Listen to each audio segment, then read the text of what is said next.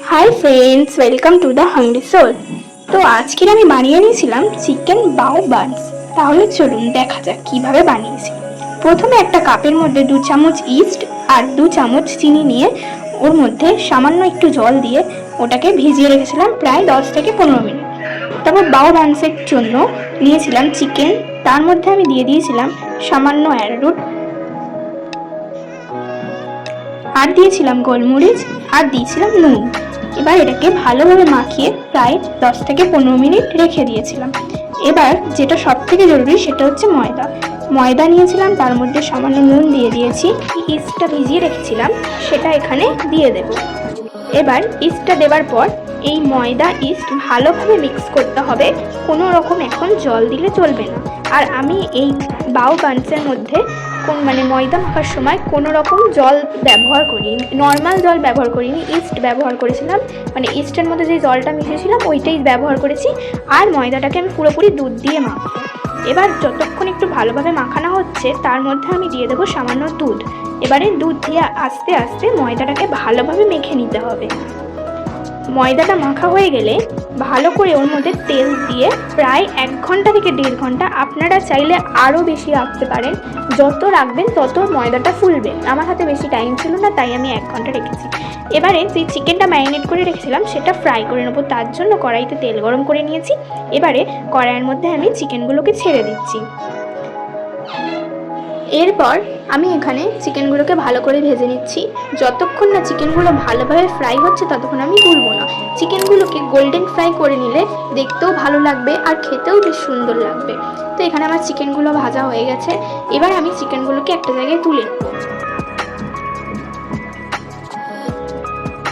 এবার ওই তেলের মধ্যেই একটুখানি রসুন নিয়ে ভালোভাবে ভেজে নিয়ে ওর মধ্যে কিছু সস অ্যাড করতে হবে। আমি এখানে টমেটো সস দিয়েছি, শেজওয়ান সস আর চিলি সস অ্যাড করেছি।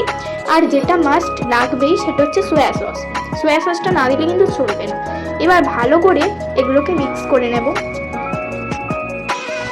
তারপরে ওর মধ্যে দিয়ে দেবো সামান্য নুন, সামান্য গোলমরিচ, আর এখানে দিয়ে দেবো রেড চিলি পাউডার। এটাকে আপনারা স্কিপ করতে পারেন, এর বদলে আপনারা এখানে কাঁচা লঙ্কাও দিতে পারেন।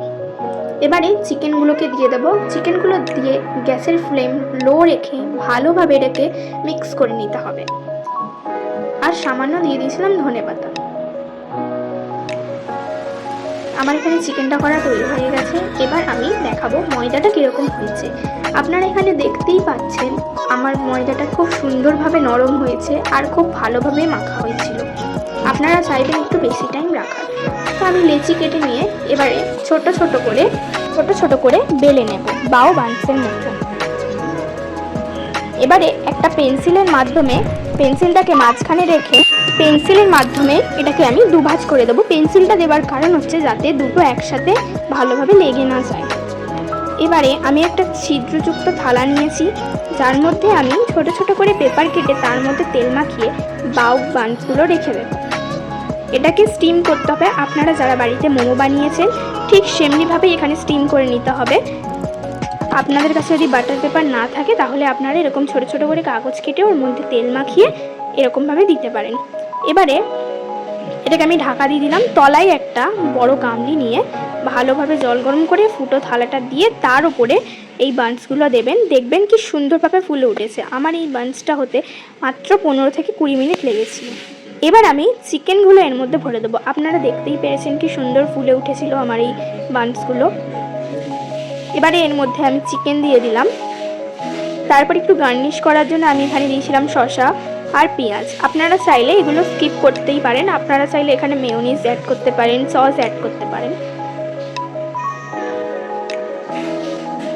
আমি এখানে সব দিয়ে সবার শেষে আমি দিয়েছিলাম একটুখানি মেয়োনিজ।